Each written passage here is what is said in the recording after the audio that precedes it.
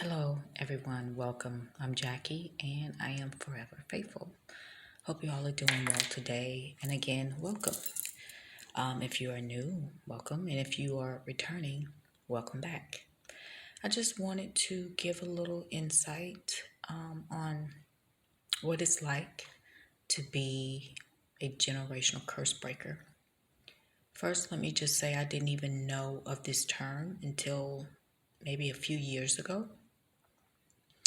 And then I began to understand more or have more clarity about my mission here on earth. So now, initially, early on in my life, and I've mentioned this in other videos, that I had my awakening around 10 years old, that I knew that I was not from here. I knew that I was sent here on a mission, even though I didn't know what the mission was. I also knew initially during that awakening that my family was not my family, was not my true family. So it was like they were strangers. But since I was told that we were family, I treated them like family, like my true family, my soul family, with kindness, compassion, grace, and love. But for me, I didn't think like them and I didn't behave like them. Out of the entire family, and this goes like first cousins, second cousins, third cousins, like there was only one person that I felt that was more like me, and that was my brother. I really felt over time that he was the male version of me and I was the female version of him. Because we thought a lot alike and we behaved a lot alike out of love. Now, for me, that was growing up in this family where I was ignored. My thoughts, my ideas, my concerns were ignored. There was very little instructions or directions on how to live a healthy life. I saw a lot of chaos. I heard a lot of verbal abuse. And even I, over time, was attacked. The attacks came from from the spiritual realm and the physical realm, meaning in the physical realm, I would have relatives be jealous, envious. They would criticize me about the way I do things and even about my size, even though I didn't have anything. There was nothing I can do about my size. I'm small, petite, and smallest person in the family. They would talk about me behind my back and gossip about me. And I knew this early on. And then other ways that I was attacked was, you know, bringing some concerns to the the adults in the family, but yet nothing was done, being ignored, dismissed. And other attacks came when I really had to physically protect myself from adults, particularly male adults, whether if it was the family friend, the neighbor, or the teacher at school. And sometimes just freaking total strangers, even from a doctor. Okay, yeah. So these attacks happen to dim my light, to have me question myself. Um, it's also to just cause so much harm, not only mentally, emotionally, and physically, to the point that it shifts me into a lower vibration where I don't strive for better. Also, the spiritual attacks that would come would be basically to, they call sleep paralysis. Um, I was possessed at one point, and I was sleepwalking, but it was truly a demonic possession, leading me outside, where I would be unalived several times. And using these demonic spirits don't have bodies of their own, so they use people. They use the body, the vessels of others to do their dirty work. So I've mentioned this before about the neighbor. I had to constantly be in survival mode, on the lookout concerning this particular neighbor. From the time I was a child to a teenager. Actually, I think I was possibly even in my early adult years, 19, 20 years old.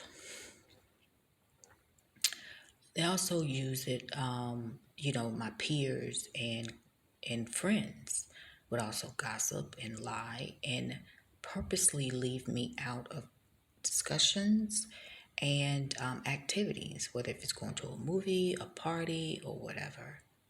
Um, yeah, that happened a lot. Probably more than I realized, but that happened quite often. The gossiping, the lies, and the questioning. Why do you do that? Why do you wear that? Why are you, you know, going out with them? And why aren't you coming over here? All these questions get me to doubt myself. So peer pressure never worked for me. Oh, you're so boring. You don't do anything exciting. Well, what they was doing was going to get me into trouble, and I knew that. So peer pressure didn't work. So there was all these different types of attacks, meaning the gossip, the lies, the peer pressure, um, to get me to do something, the manipulation of things, even when I was in romantic relationships. The need, it seemed like a need for them to try to control me, to manipulate me, to mold me into something that I was not, to get me to do something and to try to make me feel guilt about it, something that they wanted me to do, but I didn't want to do it, or I didn't feel that it was right for me. In the times where, even as I got older, as an adult, still these males would try to find ways to control me, the way I thought, the way I dressed, the way I spoke,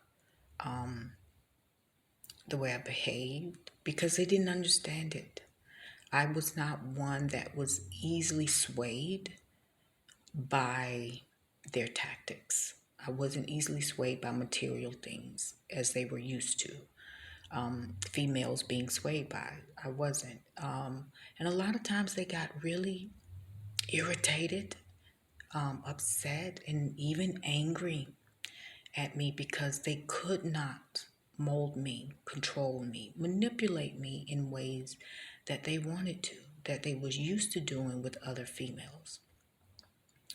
And quite a few times I've seen the horns of the demonic beast appear in them. And again, these dark spirits don't have a body, so they use the bodies of others like puppets. So for me to be a generational curse breaker was to go against everything, everyone else was doing. It wasn't on purpose. It was just the way I was created, which is to walk in love and peace and harmony with others. And intuitively, I knew what was right for me and what wasn't right for me. I knew when people was talking about me. I knew when people was not taking me seriously. I knew when they was just disregarding me, my boundaries, my concerns. And so I learned how to live on this earth with these people and these challenges on my own. There was no book of instructions, there was no guidance.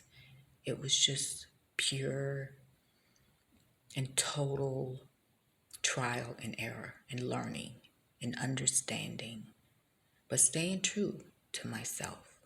So being a generational curse breaker is not for the weak. And I've even been attacked, like in health wise, I've been attacked mentally, like on the spiritual level that appeared on the physical level, to the point where I've been in the hospital several times. I've been clinging to life a few times.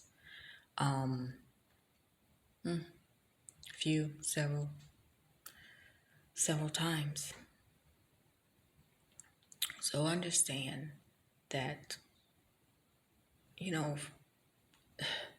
being a generational curse breaker is nothing to really glorify. It is absolutely one of the hardest missions here on earth. It takes a strong person to go against society, family, friends. It takes a strong person to endure so much pain, mental anguish, emotional turmoil, and physical torture.